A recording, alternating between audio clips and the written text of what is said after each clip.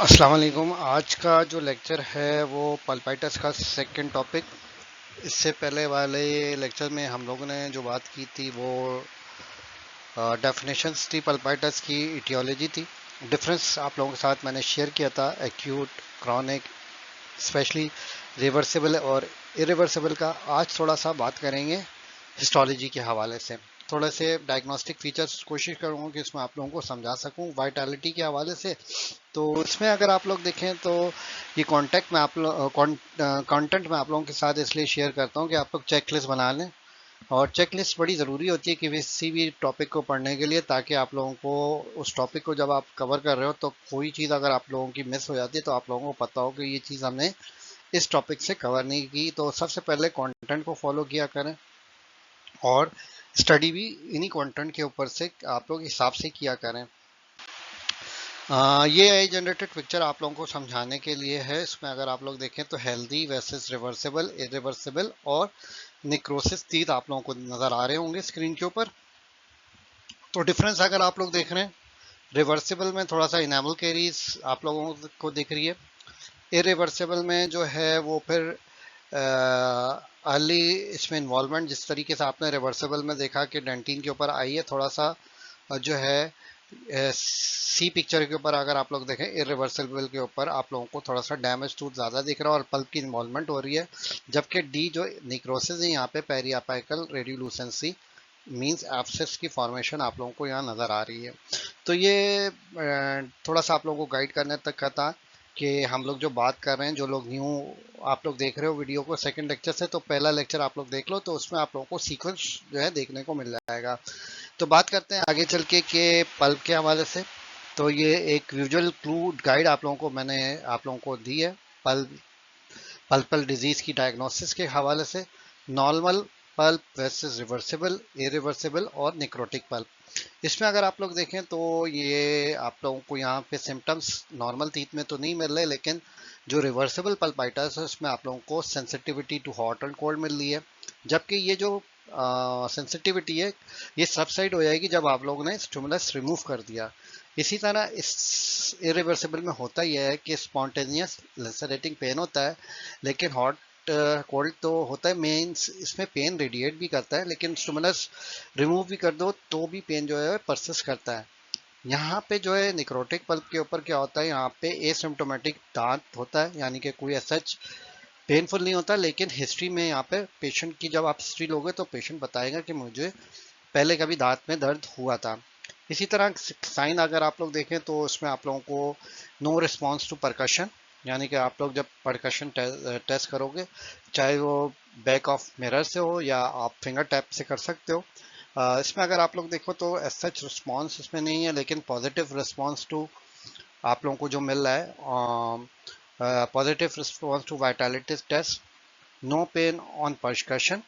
Basically इसमें irreversible में जब आप लोग परकशन करोगे तो इसमें एज सच परकशन के ऊपर आप लोगों को नहीं मिलेगा, लेकिन यहाँ पे आप लोग अगर देखो, यहाँ पे आप लोगों को जो है पेन जो मिलेगा, पॉजिटिव रिस्पांस जो है आप लोगों को खास तौर पे परकशन के ऊपर मिलेगा, क्योंकि एब्सेस की फॉर्मेशन होने वाली होती है, यानी कि अपाइकल रेडियोलुसेंसी अगर आप लोग देखो, या इसको आप लोग वो इस पिक्चर में देखो तो ब्लैक कलर का आप लोगों को दायरा जो दिख रहा है, कलर जो दिख रहा है, ये रिस्पॉन्ड कर रहा है कि यहाँ पे जो एब्सेस की फॉर्मेशन है। और ये आगे चल के अगर आप लोग देखो तो टोटली दांत काला हो गया, निक्रोस्ट हो गया है। इसमें एसएच जो होगा वाइटलिटी टेस्ट के ऊपर, यहाँ पे negative response to vitality test होगा।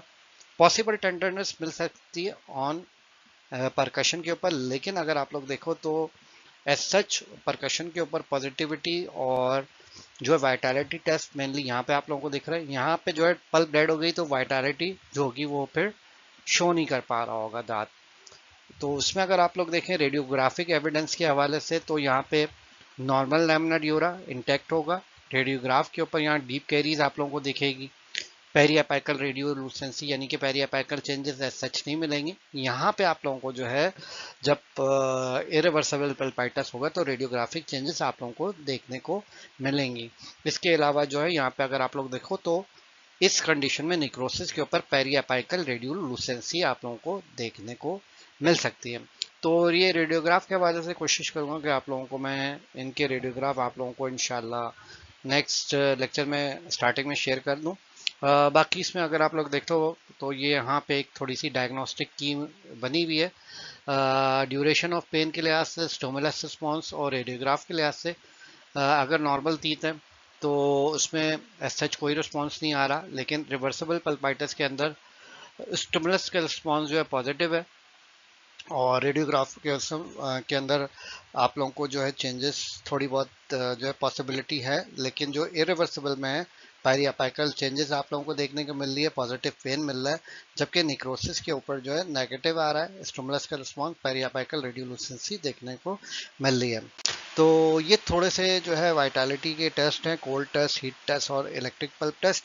इसमें अगर आप लोग देख लो तो जीपी स्टिक हीट टेस्ट के ऊपर है, कोल्ड टेस्ट आप लोग इसको आइस से भी कर सकते हो, और ये हीट टेस्ट की एक डिवाइस है जो कि आप लोग जो हो दांत के ऊपर लगाते हो और थोड़ा सा करंट का जो है वैल्यूज होती है, एक ये ईटीपी बोला जाता है, इलेक्ट्रिक पल्स प्लस, जहाँ पे रिस्पॉन्ड आ रहा होता है वहाँ पे आप लोगों को आइडिया हो जाता है कि यहाँ पे जो है पल्प की वाइटलिटी किस तरह की है। तो इसके ऊपर एक अलग से लेक्चर हो सकता है इलेक्ट्रिक पल्प टेस्टिंग के ऊपर। ये मेनली जो टॉपिक है ये ऑपरेटिव का है, और ये मज़ा जब आएगा जब आप लोग ऑपरेटिव के ऊपर खुद ये टेस्ट परफॉर्म करोगे डिवाइस के थ्रू। तो ये जस्ट आप लोगों को वाइटलिटी के हवाले से दिखाने के लिए था कि कोल्ड टेस्ट, हीट टेस्ट और इलेक्ट्रिक पल्प टेस्ट ये जो है पल्प वाइटलिटी के लिए किए जाते हैं। हिस्टोलॉजी के हवाले से अगर मैं आप लोगों को गाइड करूं तो देखें, पल्प हाइपरएनीमिया या फोकल रिवर्सिबल पल्पाइटिस बोला जाता है, अर्ली फॉर्म ऑफ पल्पाइटिस की है। इसमें अगर आप लोग देखें तो ये हिस्टोलॉजिकल पिक्चर आप लोगों को देख रही है, डेंटिन है, यहाँ पे जो है ओडोंटोब्लास्ट की लेयर है और कुछ आरबीसीज आप लोगों को नज़र आ रहे हैं। आरबीसीज डायलेटेड ब्लड वेसल्स भी आप लोगों को है क्लिनिकल हिस्टोलॉजिकल स्लाइड में देखने को मिल रही है। इसमें जो है अगर आप लोगों को मैं गाइड करूं तो अर्लीस्ट फॉर्म ऑफ पल्पाइटिस है, this condition is also called reversible pulpitis because changes are reversible if the irritant are removed before the pulp is severely damaged. The effective to this sensitivity to thermal stimulus which disappear after the removal of stimulus, जो मैंने पिछली slide में बात की। Identification point इसमें अगर आप लोग देखें तो आप लोगों को स्लाइड के ऊपर मल्टीपल जो है डायलेटेड कैपिलरीज और फिल्ड विद आरबीसीज मिलना है, इसको आप लोग इस तरीके से ड्रॉ भी कर सकते हो। और प्रेजेंस ऑफ इन्फ्लामेटरी सेल्स, जिसमें एक्यूट इन्फ्लामेशन का जो प्रोसेस होता है जिसमें आप लोगों को न्यूट्रोफिल्स प्रीडोमिनेंटली दिखते हैं, ये आप लोग यहाँ पे ड्रॉ कर सकते हो। उसमें एक चीज़ याद रखिएगा कि ओडोंटोप्लास्ट की जो लेयर है वो इंटैक्ट होगी, जबकि पल्प एब्सिस जब होता है, यानी कि एब्सिस पल्प के अंदर फॉर्मेशन हो रही होती है एक्यूट पल्पाइटिस या pulp abscess. Acute pulpitis is a sequel of focal reversible pulpitis or due to acute exacerbation of chronic pulpitis. This condition is associated with seminal lancetting pain. इस condition में acute pulpitis में काफ़ी ज़बरदस्त pen हो रहा था। यहाँ पे एक्सेस की फॉर्मेशन आप लोग देख रहे हो। तो tooth is sensitivity to thermal changes which persist even after the removal of the stimulus. इसमें अगर आप लोग देखो तो यहाँ पे आप लोग देख सकते हो डेंटिन और ओडोंटोप्लास्ट की जो प्रीवियस स्लाइड में थी, यहाँ पे एब्सेंस आप लोगों को नज़र आ रही है। इसके अलावा अगर आप लोग देखो तो ये बहुत बड़ा सा एब्सेंस आप लोगों को दिख रहा है। इसके अलावा डेंस इन्फ्लामेटरी सेल्स भी आप लोगों को नज़र आ रहे होंगे। तो ये साइन है पल्प एब्सेंस की हवाले से। देन नेक्स्ट स्लाइड को जंप करें तो यहाँ पे फिर ये क्रॉनिक हाइपरप्लास्टिक पल्पाइटिस, इसका जो एक और नाम है पल्प पॉलिप के हवाले से, ये बहुत ज़्यादा कॉमन है। पल्प पॉलिप और जंजाइवल पॉलिप, ये आप लोगों को चीज़ें ख़ास तौर पे देखने को क्लिनिकली मिलती हैं जब आप लोग हाउस जॉब कर रहे हो तो ड्यूरिंग रूट कैनाल ट्रीटमेंट। तो क्रॉनिक हाइपरप्लास्टिक पल्पाइटिस का जो सेकंड नेम है पल्प पॉलिप के हवाले से, ये भी स्पेसिफिक टाइप्स ऑफ पल्पाइटिस है which pulp responds to exuberant proliferation। यहाँ पे proliferated टिश्यू आप लोगों को नज़र आ रहा है। इरिटेशन और स्टिमुलस मोस्ट कॉमनली इसमें इन्वॉल्व टीथ, ये बीसीक्यूज में या एमसीक्यूज में पूछा जाता है कि most commonly involve teeth pulpitis के हवाले से, पल्प पॉलिप के हवाले से डेसिडस मोलर्स और फर्स्ट परमानेंट मोलर्स होते हैं।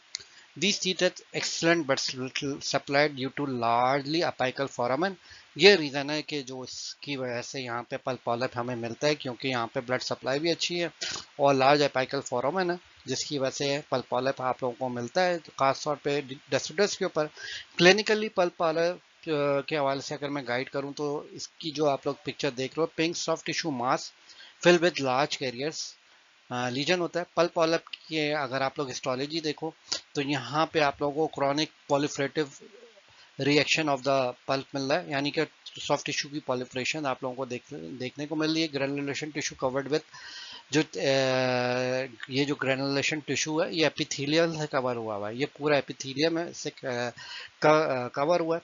Connection to the pulp seen यहाँ पे अगर आप लोग देखो तो इस तरह का आप लोगों को ये पल्प पॉलिप थोड़ा सा देखने को मिल रहा है। थोड़ी सी इसकी हिस्टोलॉजी आप लोग इसी तरह से ड्रॉ कर सकते हैं। ये यहाँ पे अगर आप लोग देखें तो ये पार्ट है टूथ का पार्ट, और ये पल्प की इन्वॉल्वमेंट है, और यहाँ से पल्प ग्रेनुलेशन टिश्यू जो है वो फॉर्मेशन हुई है।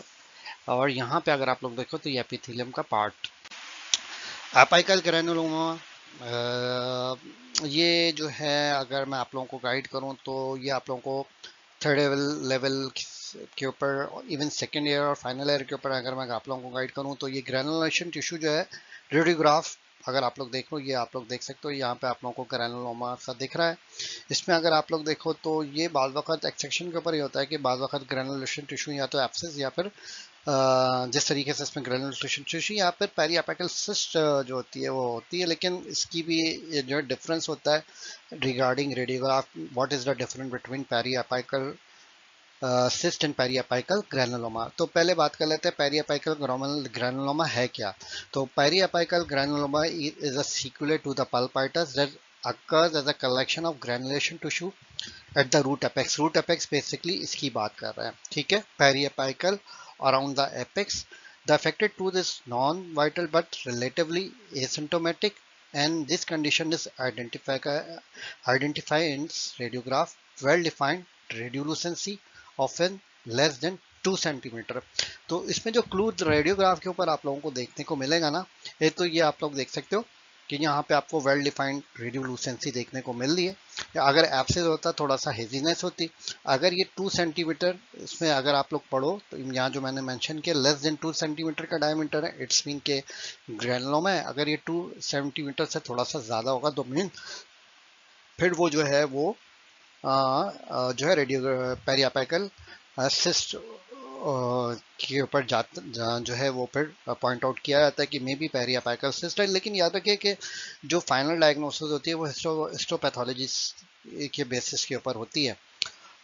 बाकी पेरियापाइकल ग्रेनुलोमा की अगर आप लोग हिस्टोलॉजी देखो तो ये रूट के अपेक्स हैं। यहाँ पे आप लोगों को ग्रेनुलेशन टिश्यू नज़र आ रहा होगा नीचे। यहाँ पे आप लोगों को अगर देखो तो granulation tissue attach to the root of the apex, mix inflammatory cell, even cholesterol cleft आप लोगों को देखने को मिलेंगे। इसके अलावा रेजिडेंट बॉडीज में बी सीन प्रेजेंट। ये थोड़ी सी टर्म आ गई है कोलेस्ट्रॉल क्लेफ्ट और रेजिडेंट बॉडीज। ये कोशिश करूंगा कि ये पेरियापाइकल सिस्ट में ये दोनों टर्म्स को आप लोगों को जो है एक्सप्लेन कर दूं। बाकी आप लोगों ने याद रखना है कि पेरियापाइकल ग्रैनुलोमा के ऊपर आप लोग को मिक्स इन्फ्लेमेटरी सेल मिलते हैं। अगर आप लोगों से पूछा जाए तो पेरियापाइकल ग्रैनुलोमा की हिस्टोलॉजी और क्लिनिकली तो आप लोगों ने सबसे पहले बताना है कि पेरियापाइकल ग्रैनुलोमा क्या है। द सीक्वल ऑफ पल्पाइटस है, और collection of the granulation tissue कहाँ पर होती है, रूट एपेक्स के यानी कि पेरियापाइकल रीजन के ऊपर। और ये कौन से दांत को इन्वॉल्व करता है, नॉन वाइटल को, बट रिलेटिवली एसिम्प्टोमेटिक होता है, और रेडियोलुसेंसी होती है उसमें लेस देन 2 सेंटीमीटर। इसके अलावा इसकी हिस्टोलॉजी में आप लोगों को ग्रैनुलेशन टिश्यू मिल रहा है, मिक्स इन्फ्लेमेटरी सेल मिल रहा है, कोलेस्ट्रॉल क्लेफ्ट और रेजिडेंट बॉडीज में बी सीन। बाकी जो एपिथेलियम के सेल जो है ये रेस्ट ऑफ मेलाइस में भी प्रेजेंट। तो ये थोड़ा सा ग्रैनुलोमा के हवाले से है। जिस तरह मैंने कहा कि आप लोगों को डिफरेंस आप लोगों को लास्ट स्लाइड में भी अच्छे लगे थे लास्ट लेक्चर में, तो ये pulp polyp versus gingival polyp और पल्प पॉलिप के हवाले से ये बड़ा कॉमन होता है, ख़ासतौर पे जब आप लोग हाउस जॉब कर रहे हो तो इस तरह की कंडीशन देखने में आती है। तो ये डिफरेंस है, gingival polyp originate from gingiva, pulp polyp originate from pulp, runs toward the centre, ये रन्स करता है toward outward from the centre से पल्प पॉलिप। इसमें जो होती है ब्रॉड बेस होती है, इसमें नैरो स्टॉक होगा, प्रॉक्सिमल सरफेस इन्वॉल्वमेंट होगी, इसकी ऑक्लूजल सरफेस होगी जंजाइवल पॉलिप की। थोड़ी सी पिक्चर जो है ब्लर है, कोशिश करूंगा कि इसको क्लियर पिक्चर आप लोगों को देखने को मिले। लेकिन ये जो प्रॉक्सिमल दांतों की प्रॉक्सिमल सरफेस पे, ये सेंट्रल के ऊपर होगा, बीच में सेंट्रल से दिखेगा। इसके अलावा जो है can be separate from the teeth, लेकिन ये अटैच टू द टूथ होगा पल्प पॉलप, क्योंकि पल्प से अंदर से आ रहा है ना। मे नॉट बी, ये जो होगा ब्लीड इजीली ऑन प्रॉब्लम, जब इसको आप लोग प्रोप लगाओगे तो ये ब्लीडिंग करेगा, ये ब्लीड सच नहीं करेगा। इसमें जो है एक्सीजन करनी पड़ती है इसकी, और लोकल डेब्राइडमेंट करती नहीं पड़ती है।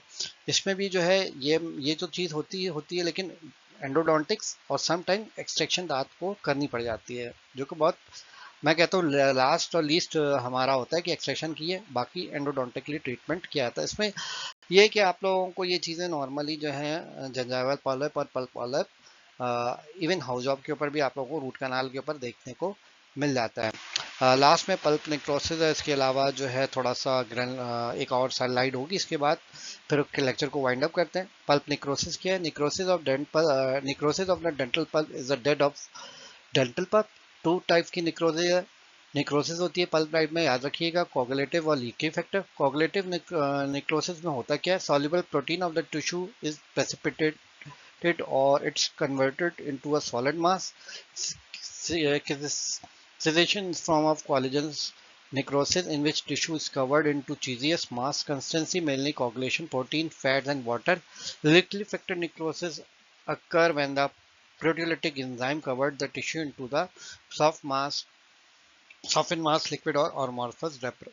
तो नेक्रोसिस के हवाले से पूछा जाता है कि पल्प में भाई किस तरह की नेक्रोसिस है, कोगुलेटिव और लिक्विफेक्टिव। उसकी थोड़ी सी मैंने आप लोगों को थोड़ी सी जो है आप लोगों को थोड़ी सी एक्सप्लेनेशन दे दी है। और मेनली ये जो कोगुलेशन है, ये खास तौर पे जिसमें कोगुलेशन बन जाती है, और लिक्विफेक्टिव बेसिकली है, आप लोग अगर आप लोगों को मैं थोड़ा सा गाइड करूं तो इन्फेक्शंस की वजह से है। Diagnosis of necrosis of dental pulp आप लोग किस तरीके से कह सकते हो? तो pulp will be pain will be absent in the tooth with totally necrose, यानी कि पेन नहीं मिलेगा। इसके अलावा निक्रोसिस के ऊपर स्वेलिंग मिल सकती है, दांत के ऊपर मोबिलिटी टूथ के ऊपर मिल सकती है। रिस्पॉन्स टू परकशन, जिस तरह मैंने कहा कि परकशन एंड पैल्पेशन के ऊपर यहाँ पे नॉर्मली नेगेटिव मिलेगा। There will be no response to the pulp test. Necrosis का ट्रीटमेंट क्या है? पल्प नेक्रोसिस का proper treatment of pulp necrosis through canal debridement and observation from the root canal, यानी कि जब आप लोगों के पास एक्सरे आता है नेक्रोसिस के हवाले से, तो आपने उसको पूरी पल्प नेक्रोसिस को आप लोगों ने पूरी डिब्राइड करना है, क्लीन करना है और ऑब्जर्वेशन कर देनी है। रूट कैनाल के प्रोग्नोसिस के ऊपर डिपेंड करता है कि दांत की क्या कंडीशन है, लेकिन जो प्रोग्नोसिस, अगर मैं नेक्रोसिस पल्प के हवाले से गाइड करूँ, नेक्रोसिस डेंटल पल्प के हवाले से, the prognosis of the tooth is favourable is proper endodontic treatment अगर किया गया हो। तो ये बहुत इंपॉर्टेंट है। डेंटिस्ट की स्किल्स बहुत इम्पॉर्टेंट है, स्पेशली रूट कैनाल के ऊपर। पल्प कैल्सिफिकेशन, डिस्ट्रॉफिक टाइप्स की कैल्सिफिकेशन मिलती है, most common in the root canal. Dystrophic calcification जिसको आप लोग पल्प स्टोन कहते हैं, ये हिंड्रेंस पैदा कर रहा होता है, ये प्रॉब्लम कर रहा होता है, खासतौर पे कैल्सिफाइड कैनाल हुए आती हैं, खासतौर पे एंडोडोंटिक्स के ऊपर कि कैनाल लोकेट नहीं हो पा रही होती, तो फिर एंडोडोंटिक उसके ऊपर परफॉर्म करना थोड़ा सा मुश्किल हो जाता है। लास्ट में ये समरी आप लोगों के साथ शेयर दोबारा कर रहा हूँ। वाइट स्पॉट इंसिपिएंट कैरीज है, फिर इनेबल डेंटिन, इरिवर्सिबल पल्पाइटर्स, पल्पाइटर्स हुआ इरिवर्सिबल, फिर पल्प निक्रोसिस। बाद में ये आप लोग सीक्वल आप लोग देख लो, सीक्वल और पल्प निक्रोसिस में यहाँ आप लोगों को पहले भी आई थिंक एक्सप्लेन किया है, लेकिन फिर मैं आप लोगों को कर देता हूँ कि पेरियापाइकल एक्यूट और क्रॉनिक अगर एप्सिस बना है, एल्वुलर एप्सिस, ये बहुत जल्दी स्प्रेड होता है। Cellulitis, lymphadenopathy, फेरेक्सिया, Ludwig angina, cavernous और थ्रोम्बस, कवर्नस साइनस तक जाता है। लेकिन ये एंटीबायोटिक्स जब से अच्छी आ गई तो ये चीज़ें बहुत ज़्यादा रेयर हैं, लेकिन अगर ट्रीट ना किया है तो ये फिर सीक्वेल बन जाता है। बाज़ वक़्त होता है कि पेरियापाइकल एब्सेस से जो निक्रोसिस हो जाती है वो फेस्चुला फॉर्मेशन हो जाती है, इंट्राओरल एक्स्ट्राओरल। और ग्रेनुलोमा से क्या होता है? फोकल स्क्लेरोजिंग ऑस्टियोइटिस बनता है, रूट रिजॉर्प्शन हो जाती है, हाइपरसेमेंटोसिस, एनकालोसिस, रेडिकुलोसिस इसके सीक्वेल के ऊपर आ जाती है। तो ये था थोड़ा लेक्चर इस हवाले से कि एस्ट्रोलॉजी और इरिवर्सिबल पहले एक्सप्लेन कर दिया था। तो उम्मीद करता हूँ कि चीज़ें आप लोगों को मज़ीद समझ में आई होंगी। लेक्चर थोड़ा सा 20 मिनट्स का हो गया, एक्सप्लेनेशन ज़्यादा थी। बाकी कोई भी क्वेश्चन हो आप लोग पूछ सकते हो, कमेंट्स कर दिया करो। और कोई टॉपिक अगर आप लोगों के माइंड में है कि उसका लेक्चर कोशिश करूँ कि मैं आप लोगों के साथ शेयर करूँ। ठीक है, थैंक यू।